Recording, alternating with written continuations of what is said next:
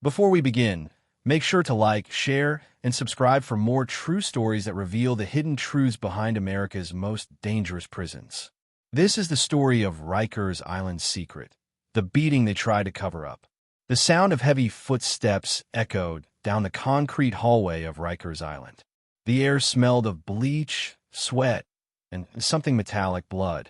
In a dimly lit corridor behind the main cell block, a young inmate named Christopher Robinson lay on the cold floor, gasping for air. His face was swollen, his lips split wide open, and his shirt torn apart. Around him stood 3 uniformed correction officers, their faces tight with fear. Not fear for him, but fear of what they had just done. "Don't move," one of them whispered harshly, glancing toward the security camera. "We'll say he attacked us first." The others nodded nervously. One officer quickly walked to the end of the hall, reached up, and twisted the small black camera until it faced the wall. The red light blinked twice and went dark. Christopher tried to speak, but his voice came out weak and broken. "Please, I can't breathe." The officer closest to him hesitated, his hand trembling. "We didn't mean." "Shut up," another barked.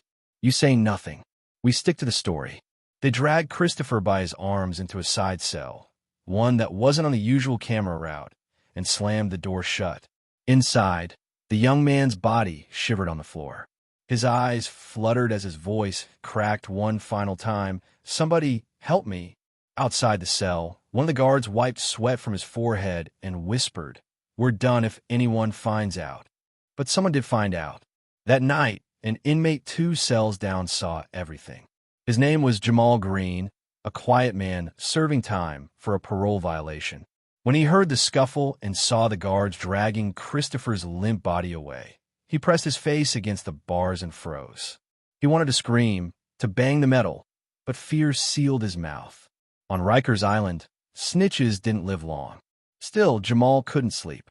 The muffled groans from Christopher's cell echoed in his mind. Then, around 2 a.m., everything went silent. The next morning, when the breakfast carts rolled through, Christopher's door stayed shut. No one saw him again. But this wasn't the beginning. The story didn't start with the beating. It started weeks earlier when Christopher first stepped onto the island, thinking he'd be out in a few days. He was only 18 years old, locked up for something small, a fight that got out of hand at a Bronx bus stop.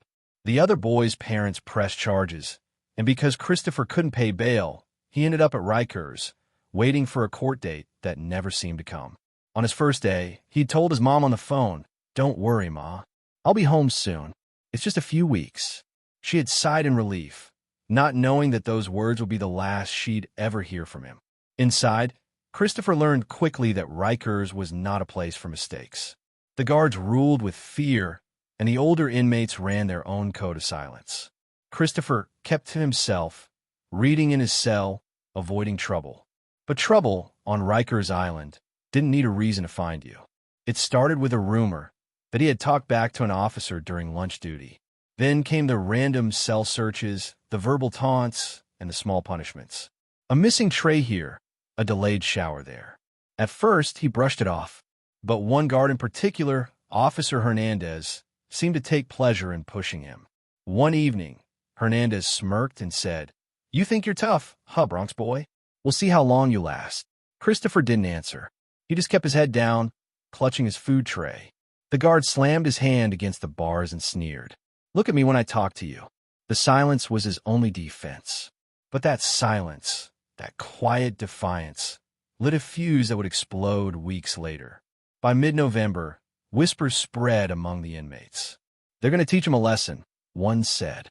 "Better stay out of the block that night." No one knew exactly what was coming until it happened. That night, when the lights dimmed and the noise of the cell block died down, the guards called Christopher out of his cell for a routine inspection. He followed quietly, unaware that this walk down the hallway would be his last. Minutes later, the sounds of fists and boots echoed through the corridor. Then silence. When the morning came, word spread fast. "Yo, they jumped him," someone whispered. "CO's beat that kid bad. They say he didn't make it."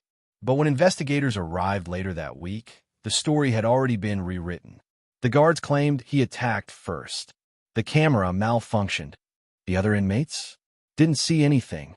Only Jamal knew the truth. And as he lay awake that night, staring at the ceiling, he made a decision that could either save him or destroy him.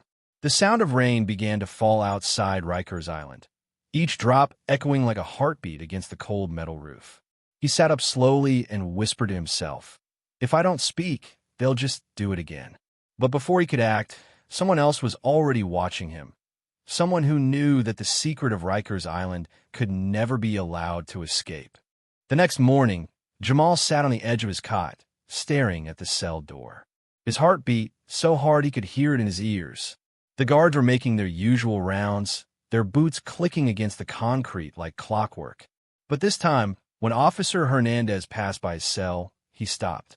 "Morning, Green," he said coldly. "You sleep good?" Jamal looked up slowly, his throat dry. "Yeah, I guess." Hernandez smirked. "Good. Keep it that way.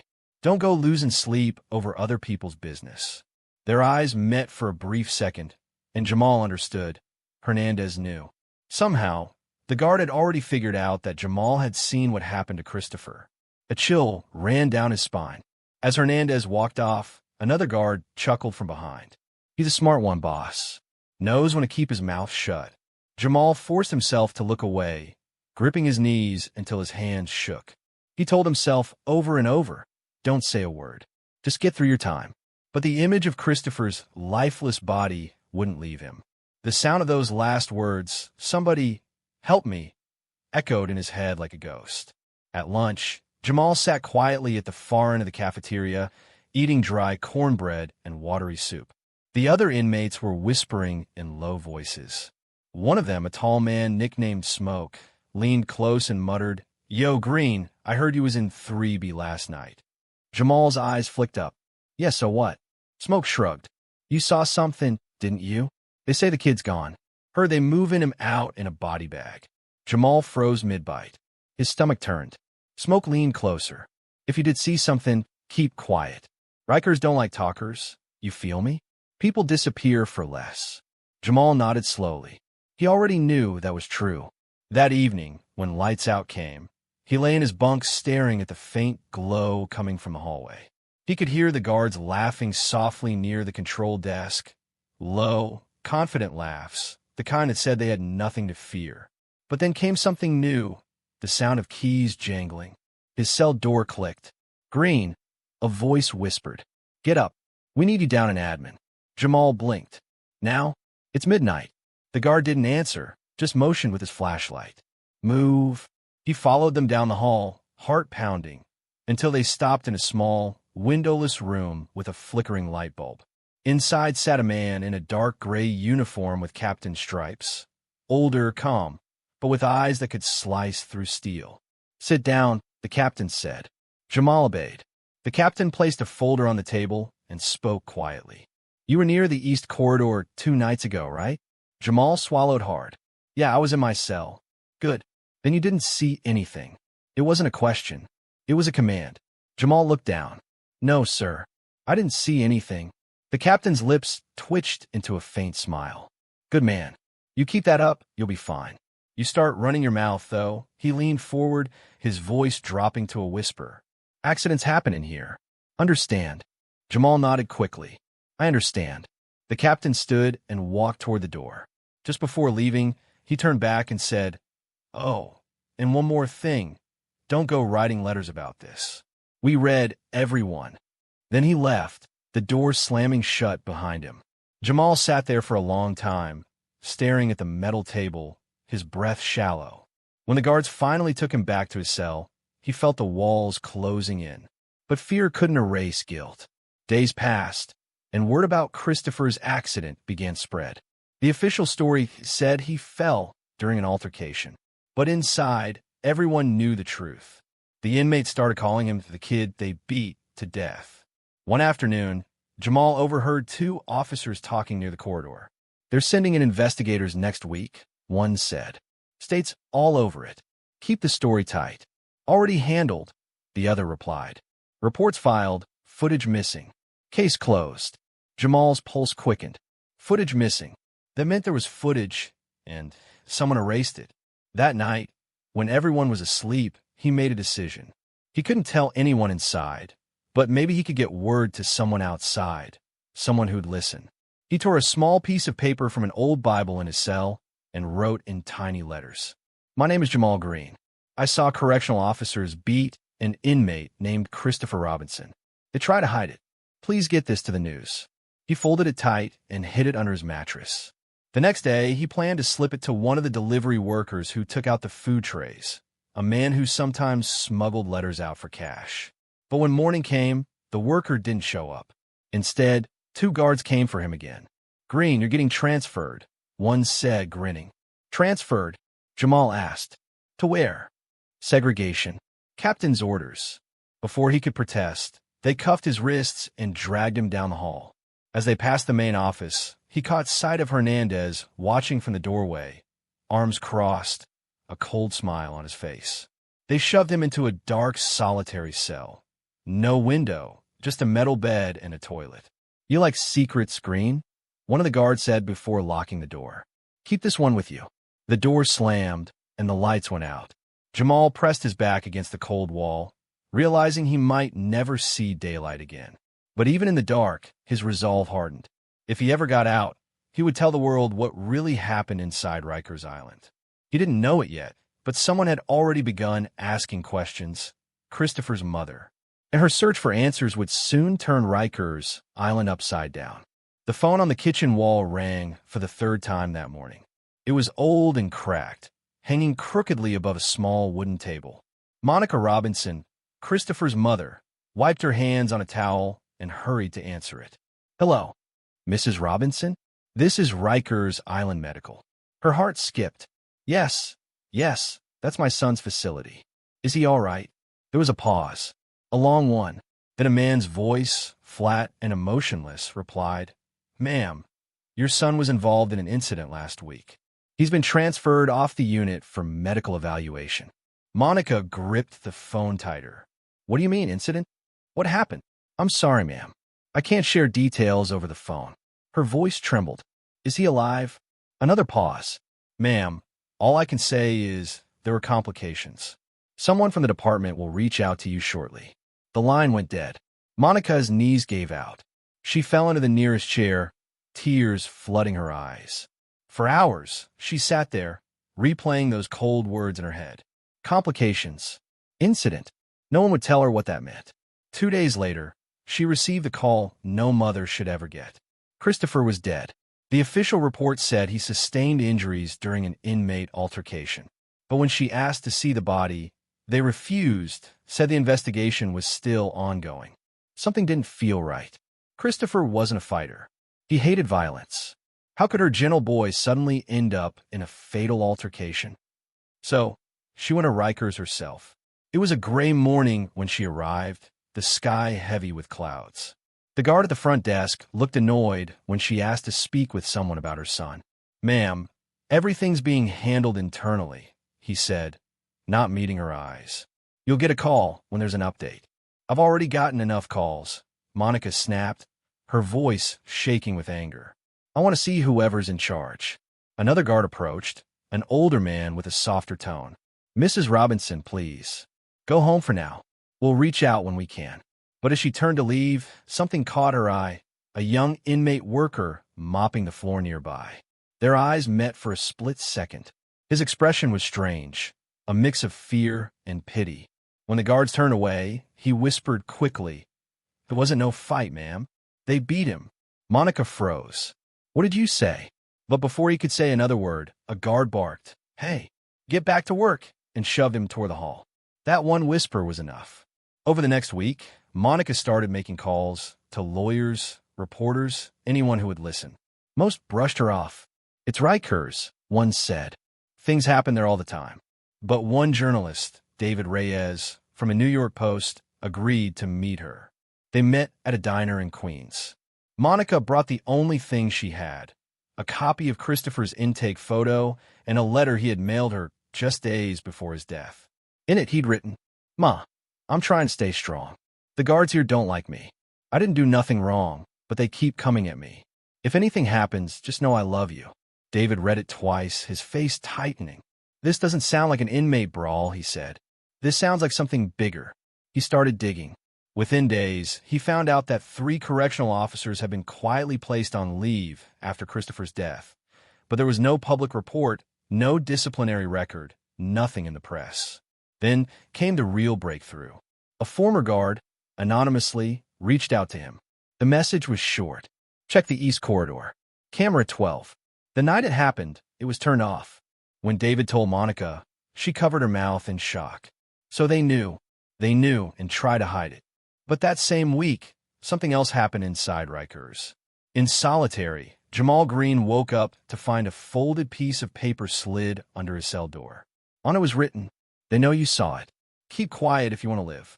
He stared at it, his heart pounding. He thought about Christopher's mother. He had heard she was fighting for answers. He wanted to help her, to tell her what really happened. But how? He had no phone, no lawyer, no one he could trust. Then, one night, he overheard 2 guards whispering outside his cell. "They think the mom's talking to reporters," one said. "If she keeps pushing, they'll shut it down." "Fast." "How?" the other asked. "Same way they handle the kid."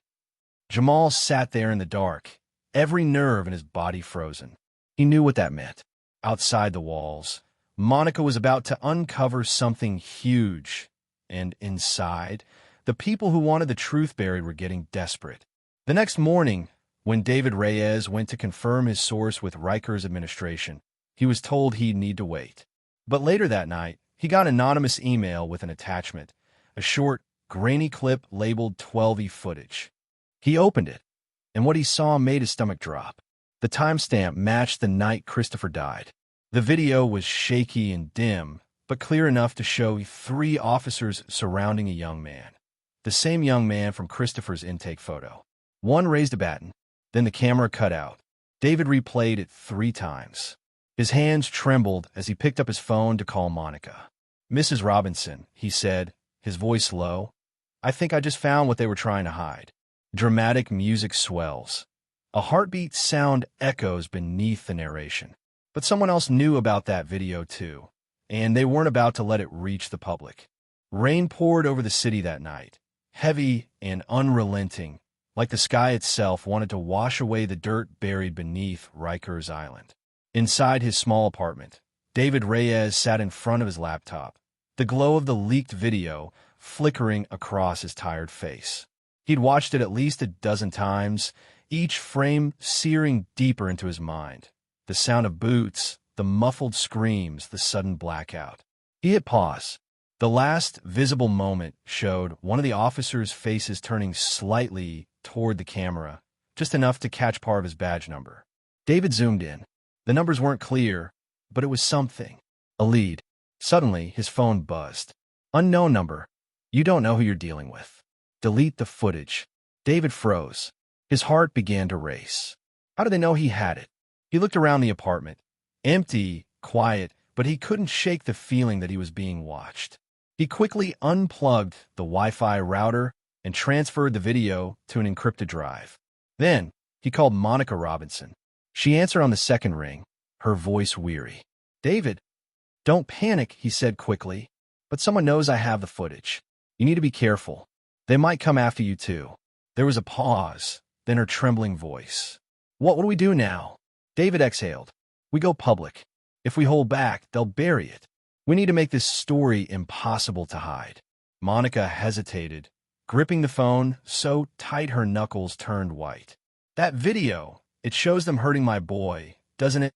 David didn't answer right away. "It shows enough to prove he didn't die in no fight."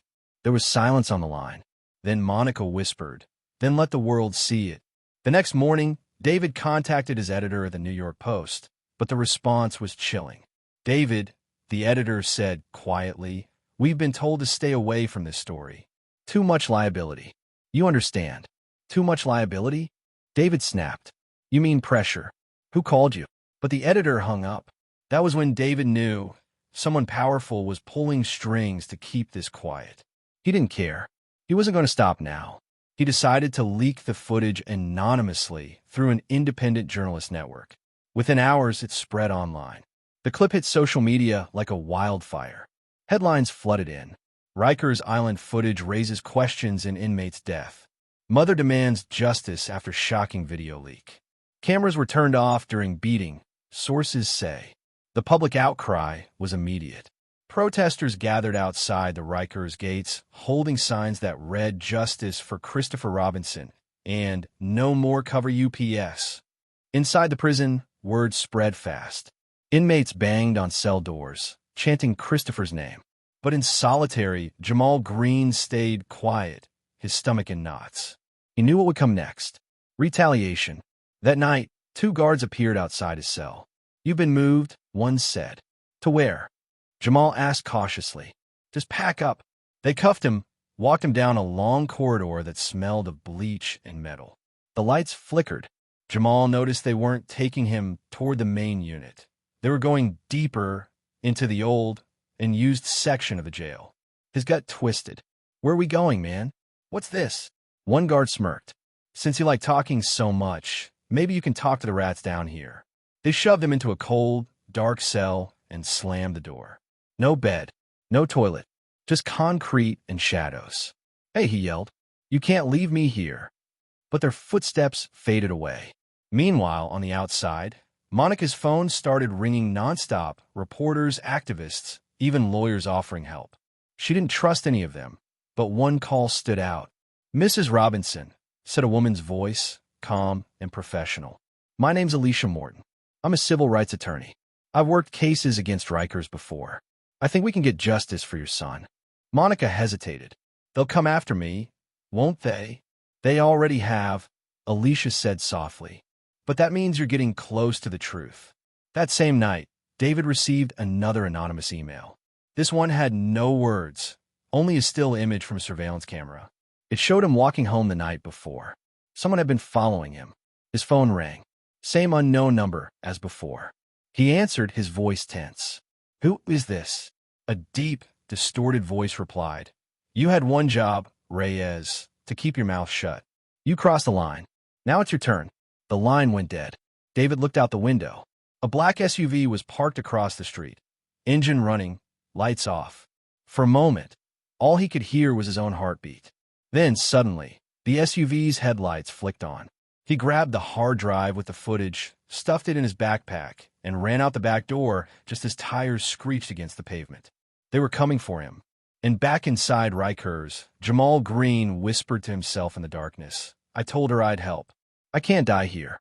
Not like him." As thunder rolled across the city, one thing became clear. The truth about Rikers Island wasn't just a story anymore. It was a war, and everyone who tried to expose it was now a target. The city never slept, but that night, it felt like New York was holding its breath. David ran through the rain-soaked streets, clutching his backpack like it held his life, because it did. Inside that bag was the hard drive containing the only untouched copy of the Rikers footage. Every drop of water that hit the ground seemed to echo louder than his footsteps. He ducked into an alley, chest heaving, and pressed himself against a wall.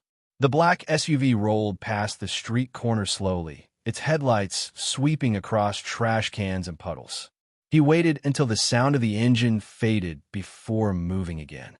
David knew one thing for sure. Whoever was behind this had reach. They weren't just guards. This was bigger. He made his way to a small cafe in the Bronx where he knew he'd be safe, at least for the night. Inside, the air smelled of old coffee and burnt toast. The owner, an older man named Luis, recognized him right away. "Reyes," Luis said in surprise. "You look like you've seen a ghost." David forced a weak smile. "Something like that. I just need to stay off the grid for a bit. No questions, yeah?" Luis nodded and handed him a steaming cup. "You always got a place here, Hamano." David sat by the window, trying to collect his thoughts. He opened his laptop and began drafting an encrypted email to Alicia Morton, the lawyer helping Monica. But before he could hit send, a news alert popped up on his screen. "Breaking. Journalist linked to Rikers leak found dead in Queens." David's heart stopped. The article was short, just a few lines. But the picture was clear. It was Ethan Cole, one of the independent reporters he'd shared the footage with. They were eliminating everyone connected to the leak. His hands began to shake as he whispered to himself, "I'm next." Meanwhile, Inside Rikers, Jamal Green hadn't seen daylight in 3 days.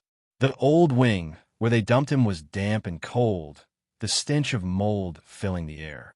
His wrists were raw from cuffs. Every few hours, a guard would slide a tray through the slot. Stale bread, gray mush, and silence. He tried shouting once, but the echo swallowed his voice. No one came. On the 4th night, he heard it, a whisper from the next cell. "Yo, you the one who talked about Chris?" Jamal leaned closer to the wall. "Who's there?" The voice was hoarse. "Name's Dante. They beat me too, man. Broke my ribs last year. I saw what they did to that kid." Jamal's heart pounded. "You saw it?" "Yeah, and I still got the scars. But you ain't safe down here, bro. If they find out you talking to me, they'll make you disappear like they did to him." Jamal swallowed hard. "Then we gotta get word out." Dante chuckled bitterly. "You think anyone listens? They own the cameras, the guards, the warden, everything. Only way this ends is if someone outside blows it wide open." Jamal thought about Monica, about David, about how quiet everything had gotten since the leak. He whispered, "They already started." Across the city, Monica and attorney Alicia Morton sat in a small office filled with stacks of legal papers. The rain beat against the window as Alicia scrolled through new documents on her tablet. "These came from a whistleblower," she said. "Internal emails between senior officers at Rikers and someone from the Department of Corrections." Monica frowned. "What do they say?" Alicia zoomed in on a line of text. "Incident must be classified as inmate altercation. No further inquiry needed." And it's signed by Deputy Warden Charles H. Kane. Monica's eyes widened. "That's the same name my son mentioned in his last letter." Alicia nodded. He wasn't lying. The order to cover up the beating came from the top. Just then, Alicia's phone buzzed. It was an encrypted message from an unknown contact. She opened it cautiously. The message read, "If you want proof, go to locker number 221, 14th Street Station. Midnight. Come alone." They exchanged nervous glances. "You think it's real?" Monica asked. Alicia hesitated. "I think we don't have a choice." At midnight, they arrived at the station. The air was damp and the tunnel lights flickered faintly. Alicia inserted a coin and opened locker number 221. Inside was a small brown envelope. She opened it slowly. Inside, a USB drive. Monica's hand shook. "What's on it?" Alicia plugged it into her laptop. A video file appeared. Camera _log _10-14 xx.mp4. She pressed play. The footage was grainy, time-stamped 1 day after Christopher's death. It showed a group of guards loading black trash bags onto a cart, then dragging something heavy down the hall toward the basement, the same wing where Jamal was now being kept. Monica covered her mouth in horror. That's where my boy was." Alicia whispered, "This isn't just a beating. This is a cover-up of something worse." Before they could say another word, headlights flashed across the window. 2 black SUVs pulled up outside the station entrance. Alicia slammed the laptop shut. "We have to go now." They ran through the side exit, just as doors burst open behind them. Someone shouted, "Stop! Put your hands up!" But Alicia and Monica kept running, the sound of boots pounding behind them, echoing off the walls of the empty station. The USB slipped from Alicia's hand, skidding across the floor and disappearing into a drain. She froze for a split second, torn between going back for it or surviving. Monica grabbed her arm. "Leave it. We have to live to tell the truth." And together, they vanished into the night, hunted, breathless, but still holding onto the one thing that mattered: hope. Morning broke over New York like a bruise, gray, heavy, and full of pain. Monica hadn't slept. She and Alicia had spent the night in a motel off the interstate, curtains drawn, TV flickering softly. The USB was gone. The proof they needed, the one thing that could expose everything, was lost beneath the station floor. But Alicia wasn't ready to give up. "There's still one person who can confirm what's in that footage," she said. "Jamal Green. He's still inside Rikers." Monica looked up, eyes hollow. "If he's still alive." Alicia reached for her phone and dialed a contact at the Department of Corrections. "This is attorney Alicia Morton. I'm requesting immediate access to inmate Jamal Green. It's a federal matter." There was a pause. Then the voice on the other end said coldly, "Access denied. Inmate Green was transferred last night." Alicia's heart dropped. "Transferred where?" "Unknown facility," the voice replied, and the line went dead. Monica's breath caught. "They're moving him to make him disappear, just like they did to my son." Alicia stood, determination replacing fear. "Then we go public. Every detail, every document. They can silence one person, but not a nation." By noon, Alicia arranged an emergency press conference outside City Hall. Dozens of reporters gathered, cameras flashing, microphones stretching forward. She stepped up to the podium beside Monica, her voice steady despite the chaos. "My name is Alicia Morton. I represent the family of Christopher Robinson, an inmate who was brutally beaten to death inside Rikers Island. Today, we have evidence that senior prison officials covered up the crime, falsified reports, deleted footage, and ordered witnesses silenced." Gasps rippled through the crowd. Monica took a deep breath and stepped forward. Her voice trembled but carried weight. "My son wasn't a saint, but he didn't deserve to die like an animal. They beat him, and then they lied about it. I'm here today, so no other mother has to bury her child because of Rikers Island." Reporters shouted questions, cameras flashing faster now. "Mrs. Robinson, who ordered the cover-up?" Alicia raised her hand. "Deputy Warden Charles H. Kane. We have internal emails proving his direct involvement, and we demand his immediate arrest." The crowd erupted. Within hours, the story dominated national headlines.